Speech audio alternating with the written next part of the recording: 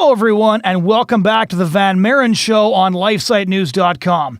My name is Jonathan Van Maren, and today I'll be talking to a pro-life activist that most of you will know, but very few of you will know much about, and that is Laura Klassen of Choice for Two.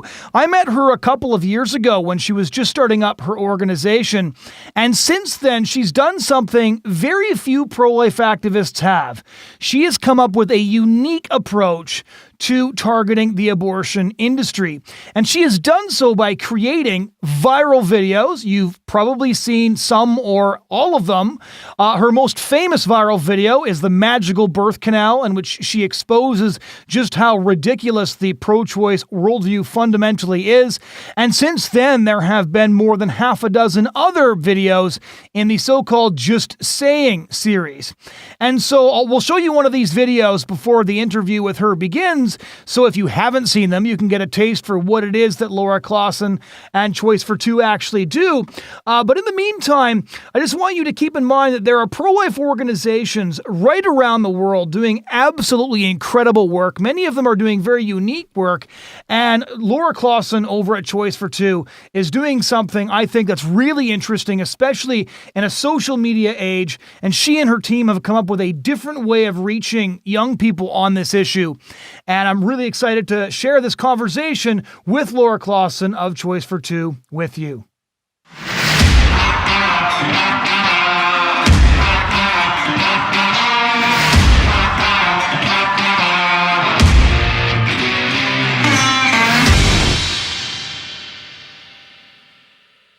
Human rights. You may think you've always had yours, but you would be wrong. So how did you get your human rights? From the Magical Birth Canal, of course. Disclaimer, birth canal is not the size of an actual birth canal.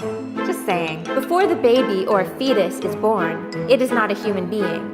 Clearly. But as it passes through the birth canal, something amazing happens that transforms it into a person with human rights. Observe. Not a person, not a person, not a person. Coming out the other end, a person! Human rights! Congratulations. You now have value. Can't say the same for this one. So what exactly happens in the birth canal that causes this magical transformation? No one knows. But popular scientific theories include fairies, aliens, or of course, a mini Big Bang. I think it's fairies. No human rights? Human rights. No human rights? Human rights. Makes sense. Thanks, Magical Birth Canal. Science, logic, magic, human rights. What if it's a C-section? So, first question, how did you get involved in the pro-life movement to begin with? I think I met you in 2015 on our No to Trudeau tour going across Canada. Yeah, that's right. That was awesome. That was right before we started Choice for Two. And I had honestly not met anyone from the pro-life movement at all until I met you then. That was the first time. Okay. And I didn't even know that like there was this whole movement out there, which is crazy. I got involved because I was volunteering at my local pregnancy resource center. Okay. That was kind of the first thing that I actually did. And then, Choice for Two came out of that. So there's a couple of different things I was curious about. First of all, when you joined the pro-life movement without realizing that there was a movement to join to begin with, Yeah. what honestly was your impression? Because it's interesting to me that there's so many people out there who join the movement and have never actually heard of the pro-life movement, which speaks to me, as somebody who works in the pro-life movement, to a failure of the movement to actually get ourselves out there and to actually reach a large enough number of Canadians that we're making an impact. Yeah. I feel like everyone has been doing way better since then with the social media stuff. Right. But I honestly, I went to U of T. I did my undergrad and my master's there, not knowing there was any pro-life group on campus. Never saw them, didn't know they existed. And I ended up getting involved in a prostitution outreach that was the most, the closest thing almost to it, because there are, are a lot of, so I didn't even know that there was a club. So going back a little bit, almost every single pro-lifer I know has this moment when they first realized what abortion was, and when abortion went from this sort of abstraction to something that ended up convicting them to join. I had Scott Klusendorf on this podcast a few months earlier, and he said nobody joins the pro-life movement, they're summoned into it. And I know anybody who follows your social media knows that abortion has kind of chewed away big chunks of your life as well. What was that moment for you when you realized you had to join the pro-life movement and you had to be speaking out for preborn children? Well, I first saw a graphic image when I was a little kid. So it has honestly always been on my mind. Like two. I was out doing the choice chain with my parents. And so I saw, that was the first time I saw it, and it always stuck with me. And my kind of like, oh my goodness, I need to start Choice for Two, came out of my first experience at the Pregnancy Resource Center, counseling a woman who, came in, found out she was pregnant at the center. It was my first time. And she basically left from that meeting saying, okay, sign me up for post-abortion counseling. Because I'm going to do this. And that just like hit me because I did everything that I had been told to do. So like in my mind, I'm like, this should have gone so differently. But the way that I spoke to her is almost completely opposite from the way I speak to women now. So. Yeah, so I want to get into that, and that will be some of the more controversial stuff, but it's stuff that I find extremely interesting because there's so many different theories inside the pro-life movement about how best to talk to women. So to rewind just a little bit then, you had experience in the pastoral arm of the pro-life movement, and then you joined, or you basically founded this group called Choice for Two, which can be found at choicefor2.com, which was basically sort of a landing pad for every single pastoral organization or outreach center in the country. So first of all, what first gave you the idea to start this specific outreach? And then second of all, how did it take off so much? Because again, like the number of stories you have per week about the women that you're talking to, you're far beyond just a simple network of connections. You talk to a lot of women yourself now. So what was the evolution of you launched, and then you basically turned into somebody who's doing a lot of the pastoral work yourself? So I like the whole concept of the database came out of Canada just not really having that. Right. There was, like CLC had one and it wasn't up to date. Like they know that. So they linked to ours now. So I just thought like that's not good enough for women searching, and they were connecting to the abortion clinics. So that's where the whole idea really came out of, just being smart online. Yeah. And it took off because I guess through the social media, like our website, you're not really going to come across it unless you're a Canadian searching for abortion or pregnancy stuff. Right. The social media is where we really reach people, and we are now worldwide connecting with women. So that's been interesting because if it's a Canadian, it's so easy for us to find her local help. We just go to our own database. Worldwide, it's different. And it took off because I don't think there was anyone kind of doing this. So, right. Just obviously like out there doing it. Yeah. Well, because it wasn't just Campaign Life Coalition either. I work for the Canadian Centre for Bioethical Reform, as you know, and we had a page where we tried to accumulate all of the different pastoral organizations, which we abandoned once you came out with yours because it was so much more comprehensive. But you started this all in your spare time. You still don't work, unlike what most people think, you don't work full time for a pro-life organization. You do this in your so-called spare time. Right. So starting off, getting Choice for Two, when did you switch from an organization that started off as just a network because it didn't exist to doing the videos that ended up making Choice for Two sort of go viral?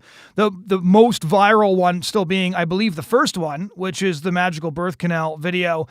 And what's interesting to me about what the most interesting thing to me about that video was that you took a lot of the sarcasm and the irony that pro-lifers talk about behind closed doors when they're hanging out, right? When they're like, we use, like, when we're talking to somebody on the streets, we're really focused on apologetics.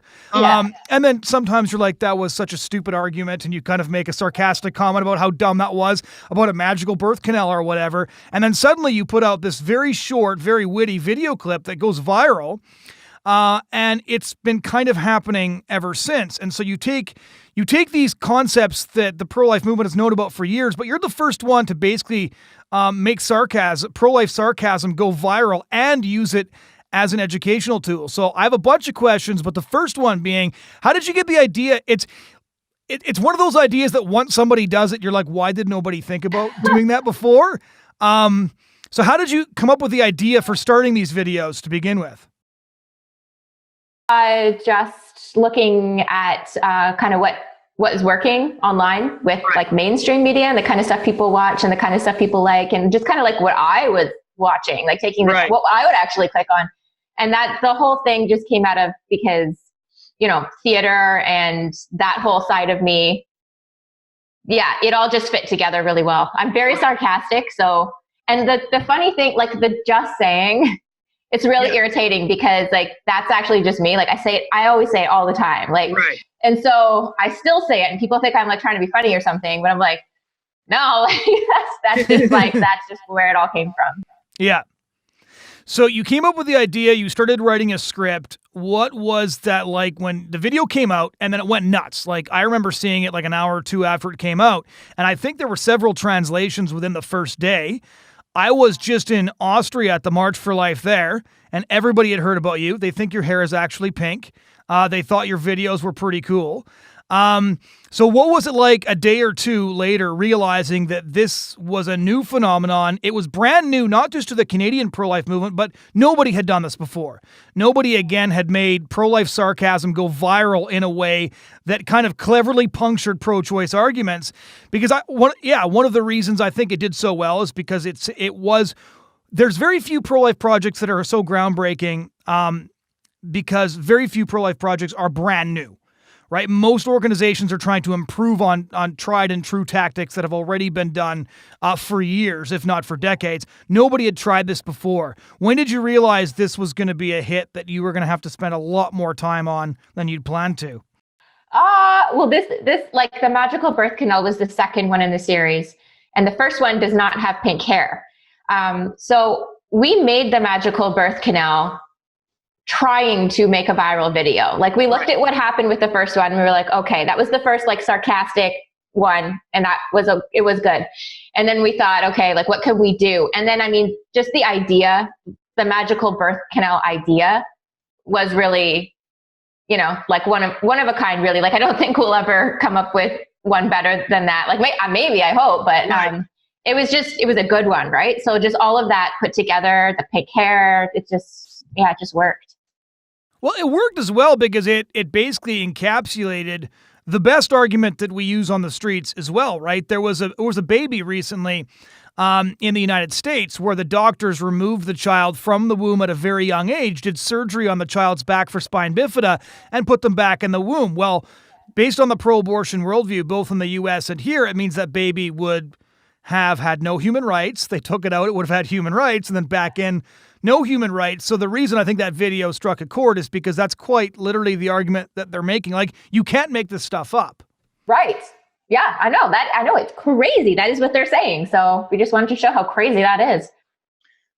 So what kind of reaction have you gotten since then? Because your online presence has kind of exploded. And it's kind of funny because I talked to you quite a bit prior to this all starting. So I knew you as the head of Choice for Two, which was working on the pastoral side. But there's a couple of things that are interesting. So you have the pastoral side of things. You do the sarcastic videos. Then you do the testimony videos, which Choice for Two also produces on everything from forced abortion to abortion regret to women who are just overwhelmed with happiness that they didn't have abortions. And then you spend a lot of time talking personally to women who are planning to have abortions, and this isn't your full-time job. So I'd love to know, I mean this genuinely as somebody who actually knows you personally, I would love to know how you actually managed to do that, because I run out of time to do everything I need to do, and I actually work full-time in the pro-life movement. So how do you figure it out? Well, I am doing a lot of time. It's just not a job because I'm not paid for it. So I actually left my job at the opera company to do this because I just couldn't do two. Right. And like, fortunately, that was an option. And so, yeah, I am putting a lot of time into it, but also there's like I have a team of people. Right. And yeah, who are so key. Like this year, we really got the team together and it's amazing because everything just exploded and I couldn't do it without them. Yeah. So tell me what the creative process is like for the videos.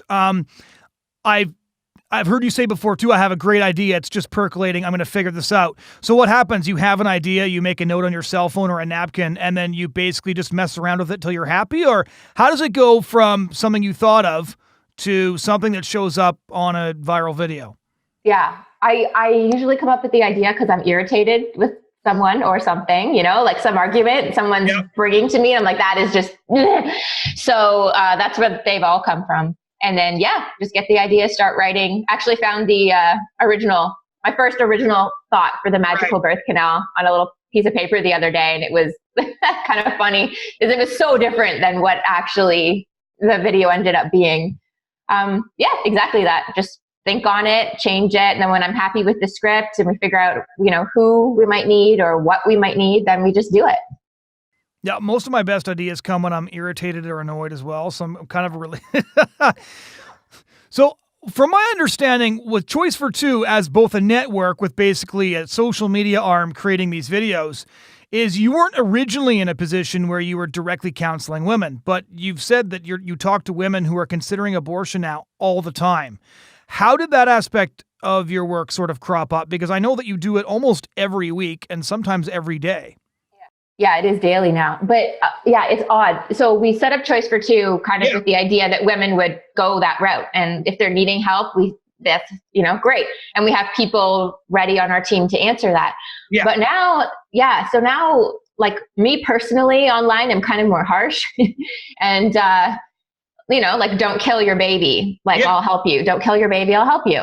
And that message really seems to be resonating because women are contacting me directly about that. Like, I don't want to kill my baby. You said you'd help. So, and then it just goes from there. And so you're actually seeing women respond to that language on social media and contact you, because that's a different thing.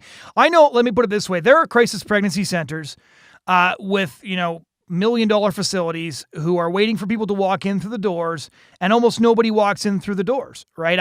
I've talked to a lot of people who work in crisis pregnancy centers, and some of them will tell me that they're lucky if they see a dozen people in a year, and frequently the people that they speak with aren't abortion minded, right? They're people who are showing up because they're responding to an offer for help, which is amazing. But this means that just from a damage control anti-abortion perspective, there are a lot of very expensive centers that aren't limiting the number of abortions. It means that there's not babies ending up in cradles and not dumpsters because of the work that they're doing. And you're on social media, not in a multi-million-dollar center, and you've got people contacting you through, Facebook Messenger, and you're managing to talk them out of having an abortion and connect with them. So I'm really interested to hear, why are they contacting you? Like, how is a woman seeking an abortion stumbling across your page? And then 2, what are you doing when you're having conversations with them? Because again, I can't say that the language that you use online is harsh, because the Canadian Centre for Bioethical Reform, we use the pictures of abortion victims, and there's statistics indicating that when those photos get used, even in a counseling context, in the right context, of course, they're tremendously effective, and there's a lot of CPCs who use them in Latin America. But how are they contacting you, and how are you talking to them? Because this is something I think a lot of people look at as a really cost-effective way of reaching women if they can figure out how you're doing what you're doing. Yeah. I think we're just in a really unique situation because the popularity of the Just Saying videos really gives us a lot more exposure. Right. And so there's that going for it. And then women, like I had this woman, like case in point right here. I just put something out on the internet about how, something a little kid had said to me, actually. Abortion is when a mommy murders her baby or kills her baby And I posted that because I was just like, whoa, like that's so true. And so this woman messaged me and she said, I just found out I was pregnant, literally now in the washroom. I just peed on a stick and found out I'm pregnant. And I knew I can't do it. I have other kids. I pulled up my phone to look for an abortion clinic. I opened it and my Facebook was up. And the first thing I saw was that post. And she was like, and I read it and she was like, and you're right. And I can't do it. So thank you for like speaking this truth because and that happens kind of quite often, which is, cool. I guess God's doing that. But like putting the right things up at the right time. And also, it does surprise me that because that's not what we're told. That's not what I was told when I started counseling women, that, you say these harsh things. And, I didn't say that directly to her. Like that wasn't calling her out directly. But I do when I'm talking with women, and they say, I'm pregnant, I'm not sure what to do. Like the first thing I say to them is like, okay, like take a deep breath. Killing your child should not be an option in this situation. Let's just take that off the table right now. Like, it's wrong. I know it's wrong. It's wrong to kill babies. And let's take it from there. And that's kind of how things usually go. Yeah, and that's really interesting because I know that there's multiple different perspectives on how to do counseling most effectively. I think the thing for me is I know in certain scenarios that women have left certain centers where they never actually got told what abortion was going to do to their baby before they left. And so I understand that there are different valid theories for counseling, but the idea that if we have the opportunity to talk to them, would allow them essentially to walk into an abortion clinic without ever having told them what abortion was going to do to their baby, that seems like a pretty massive failure on the part of our movement, because we, as far as I understand it, and I'm sure people can let me know otherwise in the comments, like we exist to make abortion happen less. Yeah. We exist to make sure that babies who are going to be killed aren't killed. And so if we're just there to walk with people, whatever their circumstances are, for me, there's many organizations who do that, but the pro-life organizations are here to make abortions happen less. So I'm just sort of interested. I know you've had a lot of discussions about this. What's your perspective on the pastoral approach? And I'm being intentionally vague here because I don't want to call anybody out. For me, this is a conceptual discussion about, and I have views on all kinds of pro-life strategies that I'm sure many people disagree with me on. But for me, the idea that we would let somebody walk into a clinic without telling them what abortion does to their baby, it's just kind of nuts to me, to be honest. Completely unacceptable. Yeah, that blows my mind. That's not at all what we should be doing, and because also that's not loving. The woman's going to go through with the abortion then, and she's going to realize maybe immediately, maybe later on down the road, but it's going to hit her as to what she's done. And so you're not doing her any favors dancing around what abortion actually is. Yeah, I'm all about just truth. Like you can say it lovingly, you're not going to like scream at people and stuff. Right. But definitely like who ultimately, is the victim here? Who doesn't have a voice in this situation? That's who we need to be speaking out for. That's right. Yeah. Yeah. So I'll touch on something else mildly controversial, just simply because I've seen you address it first online. I wanted to ask you about this before I saw you say anything about it. But one of the things I found in churches of every denominational stripe on the abortion issue, and I think everybody who joins the pro-life movement and starts doing pro-life activism has this brief period of time where they're kind of frustrated that nobody else seems to really care all that much, right? I remember one of the slogans of Operation Rescue that I really, really loved, which was, if abortion is murder, act like it. Like what does our actions tell the rest of the world about abortion? And one of the questions I asked at a conference I spoke at recently, and I was giving a speech just to men, which meant I could browbeat them more severely than usual because it was an all-male crowd. And I just said, if all of your neighbors and all of your friends took abortion as seriously as you do, what would that mean for the preborn babies who live in your area? Would it mean something or would it mean nothing? Because if for a lot of us, I think if those around us took abortion just as seriously as we did, that would mean nothing. and abortion would be just as prevalent as it is. And I have struggled with the fact that most churches are more likely to tell somebody they can be forgiven for having an abortion than to warn them against having one to begin with, which seems sort of strange. So what is your take on that, first of all, although I suspect I know the answer to that? And then what would you say to people who genuinely want to know how to begin to speak out about this in the church context? Ooh, yeah. So, we've been having our fun with churches ever since we started Choice for Two. Mm-hmm. We sent out, mass email to all of the evangelical churches in Canada that we could get. And we got go to hell messages back from pastors. We got FU messages. Yeah.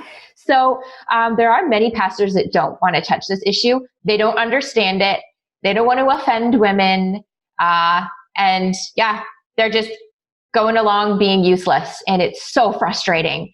So I found there's even recently a local church here. I ended up meeting with a pastor who quit. It was a Pentecostal church. She'd quit after 16 years because her pastor wouldn't let her discuss abortion. And so she quit because she couldn't go to a church like that. And the pastor, then I was talking with him and he was kind of like, I support you as what you're doing for women, and you do your thing over there and we'll do our thing over here, which apparently is nothing. And together we can make a difference. And it's just so frustrating because it's like, that's garbage. That's nothing. Mm-hmm. The church here in Canada really needs an awakening on this issue. So I saw you guys had a new initiative coming out, right? Speaking to the churches. I love that. Well, we're always working on ways to get in and have conversations with the churches. And it is difficult because you want to do the most effective thing in terms of you want to ensure that the largest number of people are willing to listen to you and to get in. But we have found, well, it's that famous quote from Francis Schaeffer, right? Where he said that every abortion clinic should have a sign that says, "Here by permission of the church." And that just seems to be largely the case. And the reason I say that is because of the number of women I have met that go to church and had abortions without anybody ever warning them, one, they never heard at any point in their lives that they shouldn't have one, which to them was tacit permission, because if their church believed that abortion was the killing of a preborn child, you think that might have come up at some point. And then secondarily, that most people are afraid to tell them that it's sin. And that, because that's what it is from the Christian, from the secular perspective, it's killing a human being and it's a human rights violation. And from the Christian perspective, it's obviously one of the most heinous sins that you can actually commit. Because one of the points I've made before is that there's a lot of people who say abortion today is like child sacrifice back in the day. But I actually think it's worse, because child sacrifice back then was like the pagan tribes and at times Israel sacrificing their children because their children were the most valuable thing they could sacrifice. And today we give up our children like they mean nothing. So we are actually worse than them, because they were at least doing it out of this perverse recognition that their children were the most valuable thing they had, and we throw ours in the garbage like they aren't worth anything at all, which makes us worse than what they did back then. But I'm sort of interested to hear, I notice you've had a lot of discussions with Christian women as well about the approach on this. What do you find is most effective when you're talking to people about why Christians should care about abortion? What do you find most effective in your conversations? Most effective. I mean, just being straightforward. Like, people don't understand what abortion is. So you kind of have to go back to the basics with them.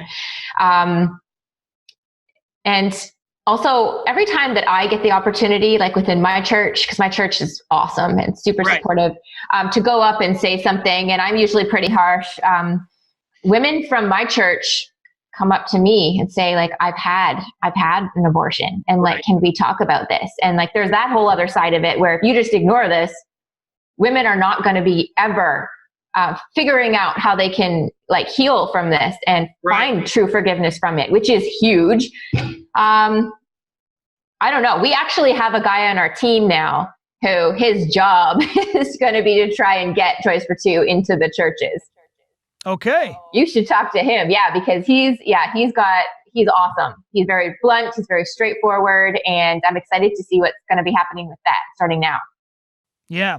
So when you put out these videos, one of the things I was really interested in, because I went through a lot of the comments and I spent a lot of time keeping in touch with the pro-life movement worldwide, internationally. So I know that your videos have been used in Argentina, Brazil, Mexico, most of Europe. And one of the things I was really interested in is, do you see these videos as sort of a really high quality version of pro-life comedy, like almost a pro-life version of Funny or Die that kind of cleverly skewers the opposition? Or are they used in an apologetic way? Do you see people changing their minds about abortion because of the Magical Birth Canal, or changing their mind about abortion? Well, the Magical Birth Canal, I think, was the most bang-on video because it targeted their main argument, which is why it'll probably be hard to top, simply because you can only take on the main argument once. But my favorite video actually was the one where you went through all the pictures of the babies in the womb and got confused about which one was conceived through rape and which one didn't, because that, I think, made the most powerful point to my mind. Do you see people changing their minds as a result of seeing these videos? They're being used as an educational tool, and a lot in the schools, which is cool. I get a lot of messages. No kidding. Yeah, from teachers saying they've showed this in their class and discussed it. And I get a lot of messages from high school students who said it was like their first introduction to kind of the whole issue, which is awesome. Yeah. And so have that opportunity to connect that way. So yeah, it's resonating with teenagers. No kidding. Yeah. People are using it in schools. Yeah. So how many more videos do you have planned in the Just Saying series? I mean, I don't know. I don't know how long it'll go. Just whenever we get ideas. We have filmed one that's being edited right now, so okay. that should be out soon. That was pretty spicy. I'm almost like scared to put it out, but it will be good. And then I don't know. We'll see. Like, I mean, if they're still being received well, then, and we have good arguments, then I'm not sure how many more we'll do. So this is a question I ask everybody that works in the pro-life movement, especially in the sort of way that you do when you're actually dealing with life and death scenarios all the time.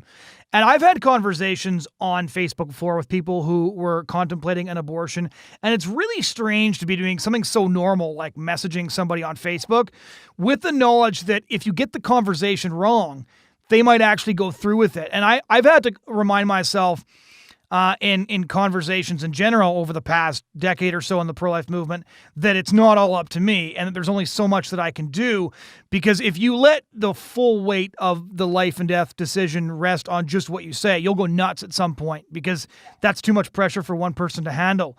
So you've said now that you're talking to women who are considering abortions every day. Is that right? Yeah. How do you handle doing that every day and not let it sort of crush you? Because at a certain point, one of the things that's difficult for a lot of pro-lifers, I know Dr. Monica Miller, who I've had on this podcast, has said this, is that it's very hard to live a normal life in the knowledge that you live in the society that you do. And how are you supposed to, fold laundry or, vacuum or do whatever when, you're messaging somebody who could kill their baby if you don't get back to them fast enough or you don't say the right thing. So how do you cope with that pressure, both practically and then in your brain, like not letting your brain go crazy? Yeah, I find that the strangest thing about that pressure, well, I mean, it's probably the most obvious. It just makes it really hard to relate to people, like my normal everyday people. Cause I'm like, great. You went to your office job today. When you start referring to other people as normal, everyday people, that's when it's really set in.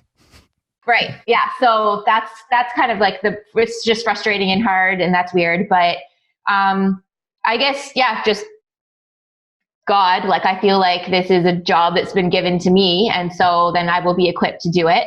Right. And it does get really hard. And I this year had like the hardest one situation with this girl who's actually local and who I kind of know, and was talking with her for a long time. And I have ultrasound pictures of her second trimester baby on my phone. And she went and got an abortion well into the second trimester. And that was just like, that was the worst. that was a really hard one. So I don't know. I mean, I don't know how you're supposed to properly deal with the stress of that, of like knowing, oh, a baby just got torn apart today. I don't know what the right way to deal with that is. No, I don't think anybody does, which is why it would be interesting if you'd figured out a way, because it is just very, very strange when you look around and life is so normal, but babies are ending up in dumpsters, in incinerators, and biohazardous waste buckets, like Canada being the only Western democracy that allows abortion up until birth. And I don't blame people for thinking that pro-lifers are a bit crazy sometimes, because if you're not aware of what abortion actually is and what it actually does, everything does seem so normal, right? This is the largest human rights violation that has happened without a trace. To refer to Dr. Monica Miller again, because I just hung out with her again at a conference in Michigan, she said, I get kept up at night by the weirdest questions, like, where do you put 65 million corpses? And it's true, because they're just gone, right? In Canada, it's just shy of 4 million. And where did they all go? And then why doesn't anybody else get kept up at night thinking the same questions? I know. Yeah, there's something really messed up with that particular question, actually. I'll have to talk to you off air about that. Yeah, no, I've been through dumpster clinics, or dumpsters behind clinics, so I know where some of them go. But we'll talk about that one. We'll talk about that one soon. I got two other questions that I think I'd be really interested to hear what you personally have to say, because one of the things we've been doing on this podcast is talking to pro-life activists, everybody from Scott Klusendorf, Ryan Baumberger, right? Because it's always interesting to me that everybody has different experiences. Almost all of them are crazy by the standards of normal, right? You got Monica Miller, who has handled over 2,000 dead babies out of clinics. You've got Joe Scheidler, who's still doing pro-life activism in his 90s. He started doing activism when he marched with Dr. King on Selma. You've got Scott Klusendorf, who pretty much invented the field of pro-life apologetics in the practical sense. But there's these similarities for everybody at the same time. And so my first question is, when you look at your career in the pro-life movement, if I can call it that, even though it's not a career per se, and I think most people would say that they see it as a calling rather than a career, what is the one or two experiences you look back on that really have kept you going? That days when you're just so busy, you've got so much other stuff on your plate, you wish you could just go out for, martini night with your friends and be normal, as opposed to going out with your friends and wondering how they can spend all this time caring about things that matter so little. What are the experiences that you go back to and are like, these are the things that really make it worth it for me? This is why I keep doing this. Well, definitely just the women choosing life, which fortunately most of them do, and being sent the baby pictures. And I think that so for the first time, like really local to me, there's a baby that's going to be born next month. And I'm going to get to meet her. And so that I feel like is going to be so epic. Like, I'm so excited. Is that the first time you've met a baby that you helped save in person? Yeah. Mm-hmm. Yeah, because they're worldwide. Yeah. And this will be the first one that's right here. So that's going to be really awesome. Yeah. I remember the first time it happened to me, I don't think that I ever experienced something so phenomenal and so amazing until I got to hold my daughter for the first time. That's the only thing in my life that's topped it. Yeah. Babies, I know. I'm so looking forward to this kid being born. Mm-hmm. This mom has been through everything. It was she was like one of those ones where you're just like, yeah, come on, like you can do this. And she's doing it. So the final question I have for you is going to be it's kind of funny, but I've discovered that this works. So one of the things that's been frustrating to me is that despite the fact that everybody talks about how, the pro-life movement is all old white men, etc., it's actually very difficult to recruit men to the pro-life movement. And that's for a wide variety of reasons, but one of the reasons is that I think men just think that other people can deal with it. The culture's telling them to keep their mouths shut. But what I have found, I just gave a talk actually in Austria on why men have a duty to join the pro-life movement and why the pro-life movement needs the skills of both men and women, because they look at things so differently, they deal with things so differently. And so you need both worldviews, both mindsets, both skill sets. in order to really reach the culture, a culture that incidentally is filled with men and women. So you as a female pro-life activist, what would you say to men who aren't in the pro-life movement about why they should join? Yeah, well, in what other human rights violation are the men told to sit up and, shut up and sit down? It's ridiculous. It's a human rights violation. It's not a women's rights issue. Yeah, men need to, there's a guy who I came in contact with last week about our event that's coming up on Saturday. And he was like, oh, but it's a women's thing, right? It's going to be all women. And I went, crap. No, it's a human rights violation. And you as a man should be there and all this. And I kind of scared him into signing up, and he's coming now, which is awesome. So yeah, I love that you're out there speaking to the men. So needed. That's probably, aside from the churches allowing this to happen, this has also been men allowing this to happen. Yeah. So I'm really excited to see what's going to happen when the men actually show up. That's a great place to leave it. Where can people find all of your work for those who haven't heard of you?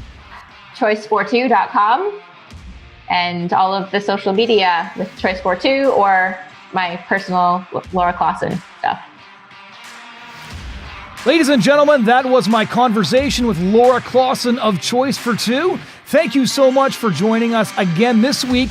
We hope you'll join us next week. You can head over to lifesitenews.com if you want to listen to our past interviews, read commentary on the pro-life and pro-family movement from around the world. We'll have another informative and interesting interview for you next week. And in the meantime, thanks so much for listening and for watching.